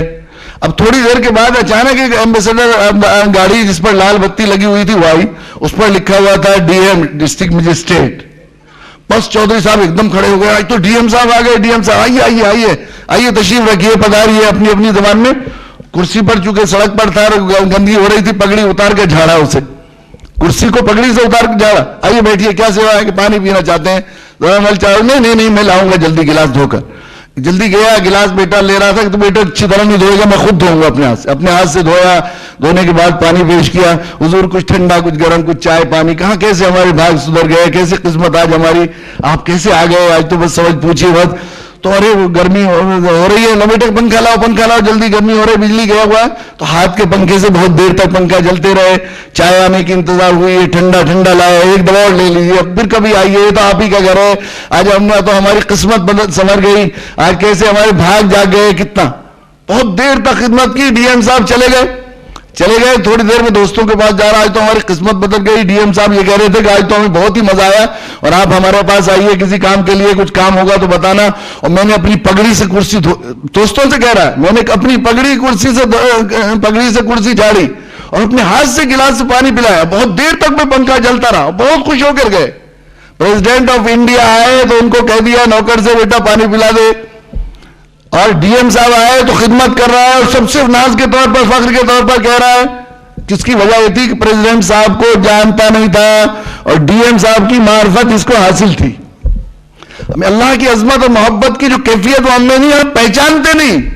اور پہچانتے اس لیے نہیں کہ اس کو پہچاننے کا طریقہ اللہ نے فطری انسانی نیچر کے مطابق یہ رکھا ہے کہ ان کی فعلی آیات میں تدبر کریں, غور کریں, تدبر کریں. اس کے لیے بنایا یہ اللہ تعالیٰ کائنات کی. اور یہ کہنا جس طرح قولی آیات کا منکر جو ہے کافر ہے, اس طرح فعلی آیت کا وما خلقنا السماوات والارض باطلا ذالک ظن الذین کفروا, قرآن نے کہا ہے کہ یہ گمان جو ہے کافروں کا ہے کہ بیکار بنائی, ان میں غور نہیں کرتے. تدبر, تفکر آیات فعلی میں اور تدبر آیات قولی میں, دونوں جو ہے ضروری, امر کے صیغے میں ذکر کیا گیا, فرض ہے یہ. یہ تقسیم جہاں تک اس کی یہ دنیا کو ظاہر ہے, اسی لیے پورا جو ہے آلات علم کے طور پر اس کائنات کو پیدا کیا گیا. مجھے تو ایسا لگتا ہے جیسے کوئی سائنس کی لیب میں بیٹھا دیا ہمیں تیاری کے لیے, پریکٹیکل میں کے بارے میں ہم سے سوال ہونا ہے. اب سائنس کی لیب میں دو طرح کی دو ذمہ داری ہیں. ایک تو یہ ہے کہ ہمیں اس میں تحقیق کرنی ہے, کیسے بنا ہے, کیسے اناٹمی فزیالوجی, یہ جو بھی چیز ہے جس طرح کی بھی ہے اس میں غور کرنا ہے. دوسرے ہمیں اس کو اس دائرے میں کرنا ہے جو انسٹیٹیوٹ کا قانون ہے, جس کو ہم شرعی اور دینی علم کہتے ہیں. دینی علم کہتے ہیں, اور شرعی علم وہ ہے قانون کا علم, اللہ کے قانون کا علم. قانون کا علم تو ظاہر ہے کہ قانون کا نہ جاننا ساری دنیا کے قانون کے مطابق سب سے بڑے قانونی جرم ہے. تو جہاں رہ رہے ہیں وہاں کے قانون کو جاننا تو ضروری ہے. کھانا کھانے کا شرعی طریقہ آپ کو معلوم نہیں ہے تو شریعت آپ کو کھانا کھانے کی اجازت نہیں دیتی. اللہ کا قانون, کان سے سننے کا شرعی ضابطہ قانون معلوم نہیں ہے تو کان کے استعمال کی اجازت نہیں ہے آپ کو, تو اس کے استعمال کا طریقہ بھی جاننا ہے, اور ظاہر ہے تدبر بھی اللہ کے. تو یہ نافع علم, تمام نافع علم دینی علم ہے. یہ جو ہمارے ذہن میں یہ تقسیم ہے, اللہ کے نبی صلی اللہ علیہ وسلم کے زمانے میں جیسا ابھی ڈاکٹر صاحب فرما رہے تھے, حضرت ام حبیبہ جب وہاں سے آئی تھی حبشہ سے, تو اللہ کے نبی صلی اللہ علیہ وسلم نے اپنی اہلیہ محترمہ کو مکہ مدینہ منورہ کی عورتوں کو سرجری سکھانے کے لیے بھیجا تھا. اور یہی نہیں کیا تھا بلکہ ایک خادمہ اللہ کے نبی صلی اللہ علیہ وسلم نے حضرت ام حبیبہ کے لیے الگ سے رکھ دی تھی کہ گھر کے کام کاج کے لیے اور آپ کی خدمت گزاری کے لیے الگ سے اسپیشل خادمہ رکھی جاتی ہے تاکہ آپ یکسو ہو کر عورتوں کو یہ کا فن سکھا سکیں. مدینہ منورہ میں اللہ کے نبی صلی اللہ علیہ وسلم جانتے ہیں کہ جنگ بدر کا ذکر ہو رہا تھا. جنگ بدر کے جو قید ہوئے تھے ان کے بارے میں مشورہ ہوا. بعض لوگ کے جو بڑے جری تھے اور ذرا ایمان کے امتحان کے سلسلے میں ذرا چاہتے تھے, جس میں حضرت عمر رضی اللہ تعالیٰ عنہ بھی تھے, کہ یہ طے ہوا کہ لوگ اپنے اپنے رشتہ داروں کو قتل کریں تاکہ ایمان کا امتحان ہو جائے. بعضوں نے کہا ایسے ہی چھوڑ دیں, بعضوں نے یہ کہا کہ بعض صحابہ کی رائے یہ ہوئی کہ کچھ فدیہ لے کر چھوڑ دیا جائے, ہمارے پاس کچھ مالی ہے وہ بھی ہو جائے گی فراوانی اور آسانی, اور ان پر دباؤ بھی رہے گا, پھر آئندہ بار بار جنگ کے لیے نہیں آئیں گے. یہ فیصلہ منظور کر لیا گیا اللہ کے رسول صلی اللہ علیہ وسلم. تو فدیہ لے کر جن کے پاس فدیہ تھا وہ چھٹا کے جاتے تھے. آپ کو معلوم ہے ایک آدمی کا فدیہ کتنا لکھا ہے, 8,000 درہم. جو لوگ نہیں تھے جن کے پاس فدیہ نہیں تھا وہ رہ گئے. اللہ کے رسول صلی اللہ علیہ وسلم نے ارشاد فرمایا کہ وہ لوگ جو جن کے پاس فدیہ نہیں ہے ہمارے 10 بچوں کو لکھنا پڑھنا, اور ڈاکٹر حمید اللہ صاحب نے لکھا ہے جوڑنا گھٹانا سکھا دیں. مکہ معظمہ سے جو صفحہ ہستی سے مٹانے کے لیے آئے تھے اللہ کے نبی اور آپ کی تحریک کو اور اسلام کو, یہاں وہ کوئی قرآن و حدیث پڑھانے والے نہیں تھے, اور یہ سب مسجد نبوی میں پڑھایا گیا. 10 لوگوں کو لکھنا پڑھنا جوڑنا گھٹانا سکھائے, وہ اثری علوم تھے. اس لیے علم کی یہ تقسیم یقیناً یہ صحیح نہیں ہے، ظاہر ہے. اور قرآن مجید کی اللہ کی معرفت کے لیے سائنس، اور یہ انما وہ خشیت کی وہ کیفیت، وہ عظمت کی کیفیت، وہ احترام کی کیفیت، وہ معرفت کی کیفیت جو ہے وہ جبھی حاصل ہو سکتی ہے جب آدمی مخلوقات میں اور اللہ کی کائنات میں تدبر کرے گا. تو اللہ تعالیٰ نے اپنے نبی کے واسطے سے اس پوری، چونکہ یہ علمی انقلاب ہے اور علمی دین ہے، اور علم کی خصوصیت یہ ہے میرے بزرگوں، علم کی خصوصیت یہ ہے کہ وہ نقل سے محفوظ ہوتا ہے. جس چیز کو آپ یاد کرنا ہے، بہت سے لوگ سوء حافظہ کی شکایت کرتے ہیں کہ سبق یاد نہیں ہوتا، تو میں انہیں ایک آسان سا نسخہ بتایا کرتا ہوں. جس سبق کو آپ کو یاد کرنا ہے آپ اس نیت سے یاد کریں کہ مجھے یاد کرنا ہے، اور آپ اس نیت سے یاد کریں کہ مجھے دوسرے کو یاد کرانا ہے، دوسرے کو سنانا ہے. تو آپ کو وہ سبق جو دوسرے کو سنانے کے لیے آپ نے یاد کیا ہے کہیں آسانی سے زیادہ اچھا یاد ہو جائے گا. اور 2-3 دفعہ اگر آپ نے سنا دیا، کسی کو پڑھا دیا، تو وہ بالکل مکمل یاد ہو جائے گا. اس لیے اسلام میں علم کی دعوت جو کچھ جانتے ہیں اس کو دوسرے تک پہنچانا فرض ہے، اور کتمان علم حرام ہے، علم کو چھپانا حرام ہے.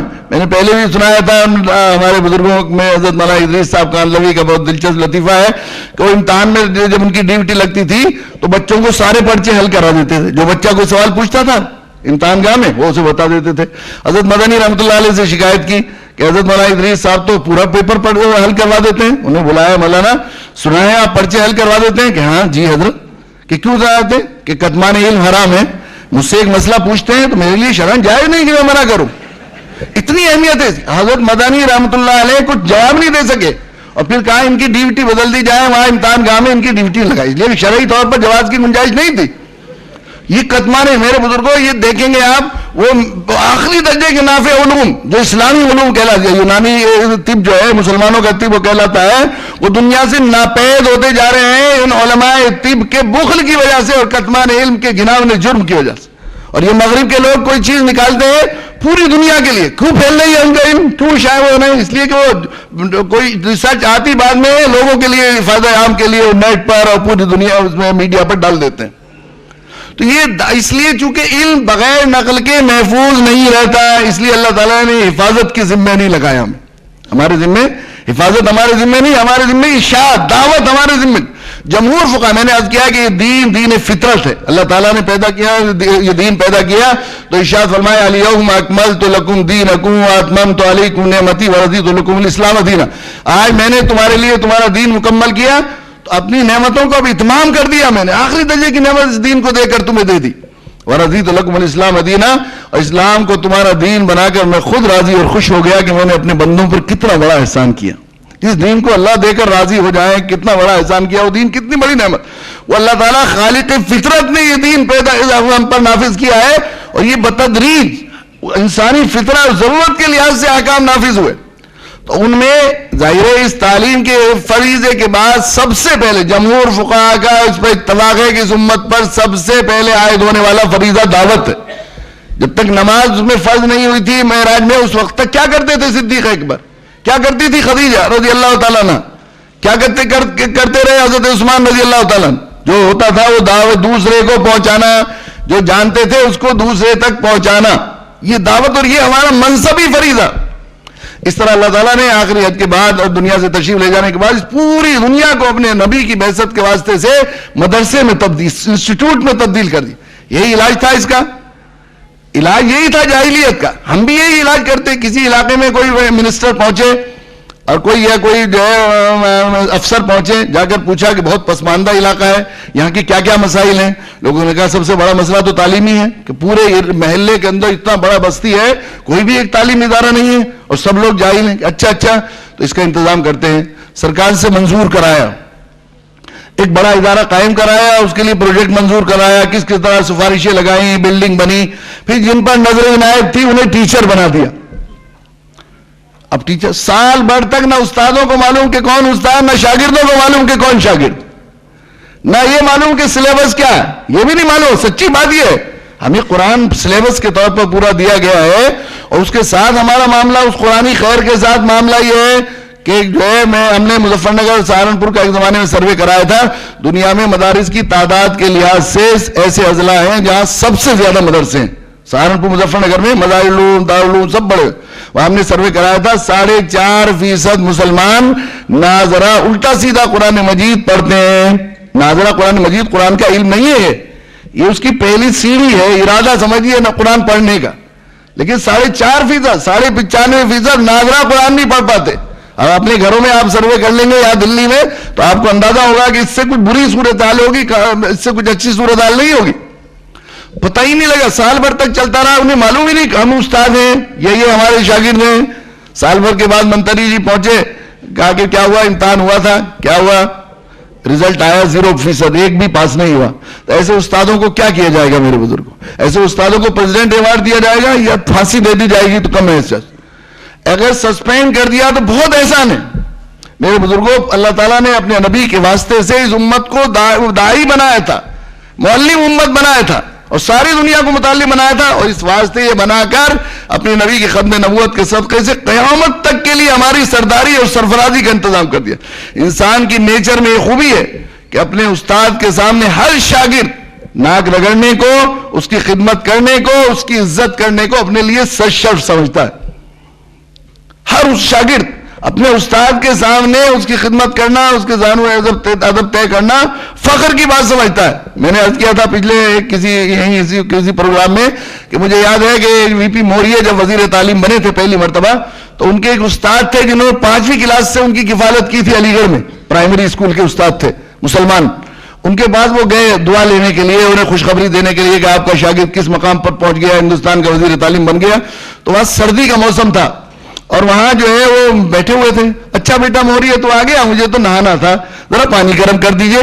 तो उन्होंने पतीला उठाया, चूल्हे पर रखा, गन्ने के छिलके पड़े हुए थे, बारिश हुई थी, सर्दी का मौसम था, आग भी नहीं थी, माचिस नहीं थी, तो बहुत से आग लाए मौर्य जी और लाकर आग लगाई और फूकनी से फूंक मार रहे थे उसे दहकाने के लिए। अब वो जल नहीं रही थी तो आंखों में पानी आने लगा। वो पूरा स्टाफ था उनके साथ, सेक्रेटरी थे, वो हंसने लगे। तो बड़े तेज में आगे मौर्य जी ने ये बात कही कि तुम हंस रहे हो? मेरे उस्ताद ने मोहब्बत से मुझे कहा कि बेटा मौर्य मेरे लिए पानी गर्म कर दे। इस इज्जत और एजाज पर मैं हिंदुस्तान की वज़ीर तालीम की 1000 कुर्सियों पर लात मारता हूं। अपने शागिर्द अपने उस्ताद के साथ ये इंतजाम किया था अल्लाह ताला ने हमें मौजूद बनाने के लिए, हमारी सरफराजी के लिए और हमें सर पर चढ़ाने के लिए, हमारी इज्जत का कयामत तक के लिए इंतजाम किया था कि हमें मौलिम बनाया था। पूरी दुनिया इंसानियत को इस कुरानी खैर, कुरानी इल्म तक हमें पहुंचाना। अब सूरत हाल ये है, मैं अर्ज किया करता हूं कि जब तो ऐसे उस्तादों को जिन्होंने आज तक एक क्लास न ली हो सस्पेंड कर दिया तो बहुत बड़ा एहसान है। जिस बस्ती में मुसलमान रहते हैं और गैर ईमान वाले भाई भी रहते हैं तो वो एक मदरसा है, और अगर साल भर में एक आदमी भी ईमान में नहीं आया तो ये कितने परसेंट रिजल्ट हुआ इसका? 0%। इसलिए कि ईमान के बगैर कोई पास होने वाला नहीं, इस पर हमारा ईमान है, सब फेल है।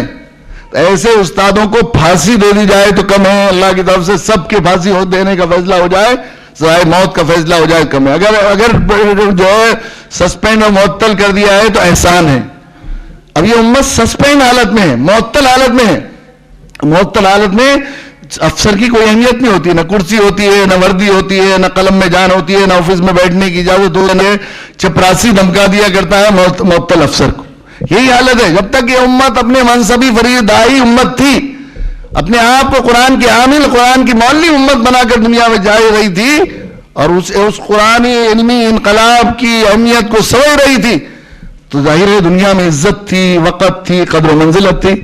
और जब उसमें इतनी नाकारा हो गई कि हम जो है जाहिर है या दाई नहीं बनेंगे तो मधु बनेंगे, अल्लाह का कानून ही है। तो दाई अगर उस मौलवी नहीं बनेंगे तो मुताल्लिम बनेंगे। हम बजाय उनको कुछ सिखाने के हर मोड़ पर, हर जगह पर हम उनसे लेने वाले और सीखने वाले बन गए। हमें बनाया था अल्लाह ने सकी और हम बन गए फकीर। हमारे एक अजीज का शेर था कि बच्चा कासा उल्टा करके तख्त बनाकर बैठ गया। फकीर का बच्चा था, उसने सोचा कब तक भीख मांग के जलील होता रहूंगा, तो चलो प्याला पलट दूं।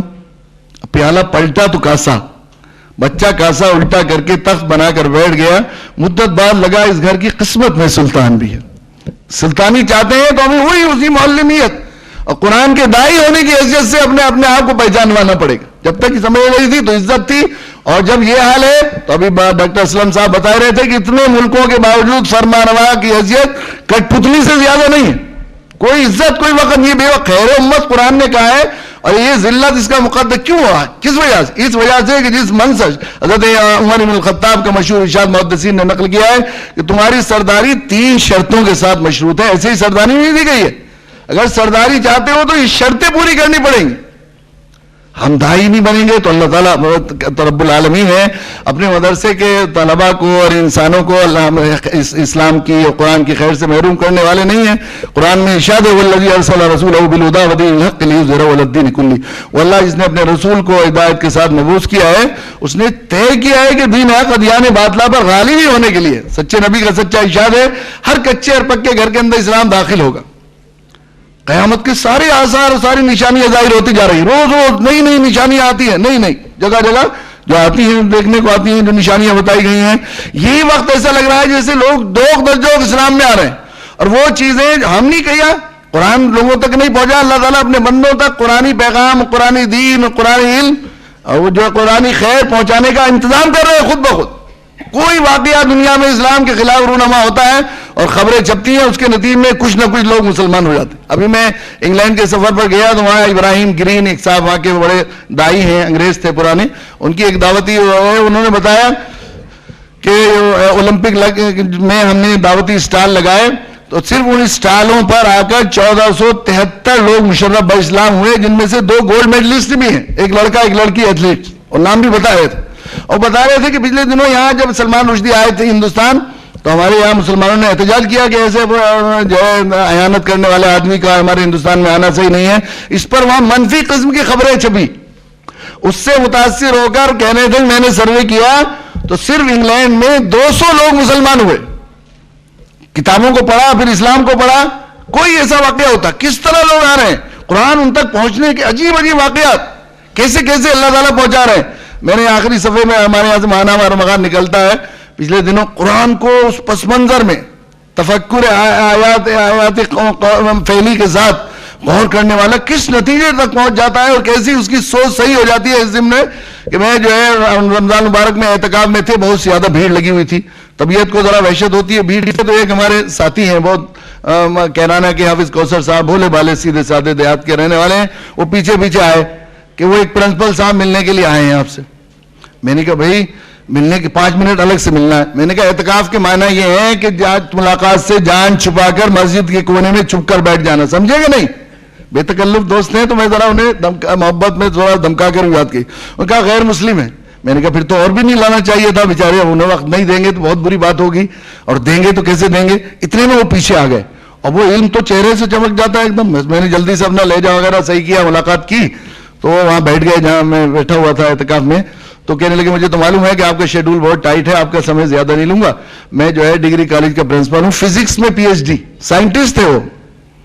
میں بس تھوڑی دیر آپ سے کہوں گا وہ یہ کہ دیکھیے حضرت صاحب قرآن تو بنانے والے کی بات ہے نا میں نے کہا یہ تو بات صحیح ہے.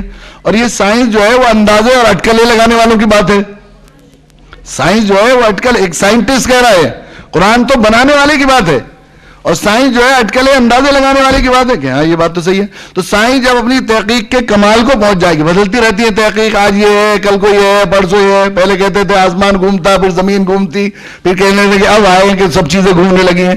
تو تحقیق کے کمال کو پہنچ جائے گا جی سائنس تو وہاں آئے گی جہاں اللہ نے کہی ہے. لیکن لوگوں کو معلوم تو ہو کہ قرآن بنانے والی کلام ہے. حضرت عام طور پر تو لوگ یہ سمجھتے ہیں کہ یہ دھارمک گرنتھ ہے. ہم نے بھی صحیح یقیناً صحیح ہے قرآن پر سب سے بڑا ظلم ہم نے اس کے انٹروڈکشن کے سلسلے میں کیا. ہم نے عام طور پر اس میں مسلمان قصوروار ہیں کہ ان کے ذمہ تھا تعارف ان تک پہنچانا. ابھی تک ہمارے ذہنوں میں یہ ہے کہ یہ مسلمانوں کی کتاب ہے اور مسلمانوں کا دھارمک گرنتھ ہے. اسی طرح سمجھا جاتا ہے کہ ایک لفظ قرآن میں نہیں ہے. پوری انسانیت کے لیے ابدی منشور ہے پوری دنیا کے انسانوں کے لیے. اس کا ماننا ہر ایک کے لیے ضروری ہے. میں ابھی وہاں گیا حرمین شریفین تو بہت سے علماء سے بات ہوئی مفتی تقی عثمانی صاحب سے بھی دعوت کے سلسلے میں بات کر رہا تھا. وہ کہنے لگے مجھے اندازہ نہیں تھا کہ اس درجہ ان کا ذہن کیونکہ میں نے ایک مضمون لکھا تھا ہر مرض کی دوائے صلی علی محمد. اللہ تعالیٰ نے مار کے حالات دکھا دیے 4 راستے بند ہیں. ایک مضمون لکھا تھا راستے بند ہیں سب کچھ ہے دعوت کے سوا اور کسی اس میں جو ہے ہمیں آس نہیں دکھتی سوائے اس دعوت میں. اس لیے بڑے بڑے علماء مجبوراً کہہ رہے ہیں کہ ہاں یہی ہے اس کے علاوہ کچھ نہیں اللہ نے سجا دیا. تو مجھے اندازہ نہیں تھا اسے. وہ فرمانے لگے کہ آپ کی پر تو ذہن کھل گیا ہے دعوت کے سلسلے میں کیا کر سکتا ہوں, میرے لیے کچھ خطوط طے کیجئے. مجھے اندازہ نہیں تھا کہ کوئی پہلے سے تیار ہوتا خاکہ, مگر بر وقت میں نے کہا کہ دو باتیں ہیں. ایک بات تو یہ ہے کہ حضرت جس طرح اس امت مسلمہ کے اس حصے کو جو نبی کی امت کا 1/4 حصہ ہے اس کو آپ سود سے, برائیوں سے, خرابیوں سے بچانے کے لیے دن رات دھن رہے ہیں, اس سے 1/10واں حصہ بھی آپ اس امت کے لیے 4 گنا ہے ہمیشہ کی دوزخ میں جا رہی ہے, اس کو دوزخ سے بچانے کی سوچنے لگے آپ. بس ایک تو یہ درخواست ہے میری. دوسری بات درخواست یہ ہے کہ قرآن پڑھا بھی جا رہا ہے, سنا بھی جا رہا ہے. آپ یہ غور کریں کہ کتنا قرآن میں تخاطب غیر ایمان والوں کے لیے ہے اور کتنا تخاطب ایمان والوں کے لیے ہے. قرآن مجید میں اگر 666 آیات ہیں تو 553 آیات ایسی ہیں جن میں یہ کہہ سکتے ہیں کہ مسلمان ہم سے ہمارے لیے خطاب کیا گیا, صرف ہمارے لیے, اور 470 آیات ایسی ہیں جن میں کامن خطاب ہے, اور 5800 کچھ آیتیں جو بچتی ہیں ان میں صرف ان لوگوں سے خطاب کیا گیا ہے جو ایمان والا اپنے آپ کو نہیں کہتے, ان کے لیے یا ان سے خطاب ہے. اس قرآن کو جس کا 85% غیر ایمان والوں کے لیے ہے, ہم نے یہ کہہ کر کیسا ظلم کیا ہے, ان سے روکا ہے کہ یہ جو ہے مسلمانوں کی کتاب ہے. تو مولا میں نے بعد میں فون آیا اور بھی بہت سے علماء سے بات کی تو ہمارا تلاش کر رہے تھے فون پر, یہ فرمایا کہ ایسا لگا قرآن پہلی مرتبہ پڑھا ہم نے جو ہے یہ. تو انہوں نے کہا, وہ کہنے لگے ڈاکٹر صاحب کہ پرنسپل صاحب کہ یہ تو لوگ سمجھتے ہیں کہ دھارمک گرنتھ ہیں جیسے جپ کے لیے, مردوں پر پڑھنے کے لیے, منتر کے لیے ہوتا ہے. یہ تو معلوم نہیں ہے کہ بنانے والے کی بات ہے, لوگوں کو معلوم. اس لیے آپ مجھے 4-5 عالم دیجئے جو انگریزی جانتے ہو, سائنس میں پڑھاؤں گا, دنیا کو پتہ لگ جائے کہ قرآن بنانے والے کی بات ہے, اس سے فائدہ اٹھائے. تو میں نے کہا آپ سے تو اور ٹائم کچھ وقت لگانا پڑے گا آپ کے پاس. مجھے خیال ہوا سوچ کتنی جو ہے سائنس کی تحقیق کی روشنی میں قرآن مجید کو پڑھنے کی وجہ سے کیسی سلیم ہو گئی ہے. تو میں نے کہا اچھا آپ جنت میں تو سیٹ بک کیجئے اپنی. میں نے وقت کو اپنے اس کی وجہ سے, نزاکت کی وجہ سے کہا اس کے لیے تو میں آیا ہوں, بتائیے کیا کرنا ہے. میں نے کلمہ پڑھیے, میں نے کلمہ پڑھایا. پھر میں ہندی میں تھوڑا سا ترجمہ کرواتا ہوں تاکہ پتہ لگ جائے کیا کہہ رہا ہوں. میں گواہی دیتا ہوں اللہ کے سوا کوئی عبادت کے لائق نہیں, وہ اکیلا ہے, اس کا کوئی ساجی نہیں, حضرت محمد صلی اللہ علیہ وسلم اللہ کے سچے رسول ہیں, آخری رسول ہیں. میں توبہ کرتا ہوں کفر سے, شرک سے اور سب گناہوں سے, اور اس بات کا عہد کرتا ہوں کہ میں اپنے پیدا کرنے والے اکیلے مالک کے سب حکموں کو مانوں گا, اس کے نبی کی سچی تابعداری کروں. یہ میں نے کہا کہ وہ بہت سلجھا ہوا ٹھہر کر بات کرتے تھے, بالکل سوچ فطرہ سب چیز سلیم ہو گئی تھی ان کی. تو کہنے لگے ایک سینٹنس میں آپ کی اجازت سے اور بڑھانا چاہوں گا. اب وہ ظاہر ہے پی ایچ ڈی آدمی تھے تو کہتے ہیں نا کامن سینس ختم ہو جاتی, ایک خاص طرف جا کے آدمی کے ہوتا ہے. میں کہا پتہ نہیں اگر مگر لگا دی اگر اس کلمے میں تو یہ سارا پڑھایا نہ جائے, میں ڈر رہا تھا. مگر اتنے بڑے آدمی کو یہ تو نہیں کہہ سکتا تھا کہ نہیں بھائی آپ خاموش ہو جائیے, چپ ہو جائیے. میں نے کہا جی فرمائیے. مالک مجھے موت تک اس پر جمع رہنے میں میری مدد کرے. کتنی سوچ صحیح ہو گئی تھی, اس پر قائم رہنے استقامت بھی وہی دے گا اللہ. کتنا. میں نے پوچھا کہ آپ کو قرآن سے کیسے تعلق پیدا ہوا. اچانک صبح کو اٹھا تو مجھے خیال ہوا کہ میرا مالک جو مجھ سے کہہ رہا ہے اسے پڑھنا چاہیے, قرآن ہی ہے سچا کلام تو اندر سے. اور میں نے 6 مہینے تک مسلمان دوستوں سے قرآن طلب کیا تو منع کر دیا. ایک صاحب جنہوں نے وعدہ کر لیا تھا کہ میں آج ضرور لاؤں گا, میں نے پوچھا, انہوں نے کہا کہ مولانا صاحب نے منع کر دیا کہ یہ تو کافر ہے, ناپاک ہے. اس کو پہنچانے کی ہماری ذمہ داری تھی, اس کو دنیا انسانیت تک پہنچانے کی ہمیں ذمہ داری تھی. ہم نہیں کریں گے, اللہ تعالیٰ ظاہر ہے انہیں معلم بنا کے کھڑا کر رہے ہیں. وہ حالات جو مخالف حالات, میرے بزرگوں ایسا ہے دنیا میں جوک در جوک لوگ اسلام میں آ رہے ہیں, قرآن دین کے سائے میں آ رہے ہیں, قرآن سے تعلق بڑھ رہا ہے, قرآن پڑھا جا رہا ہے دنیا میں, اور قرآن جو ہے سمجھا جا رہا ہے ہم سے زیادہ, اور اس کی اہمیت اور عظمت کو سمجھ رہے ہیں.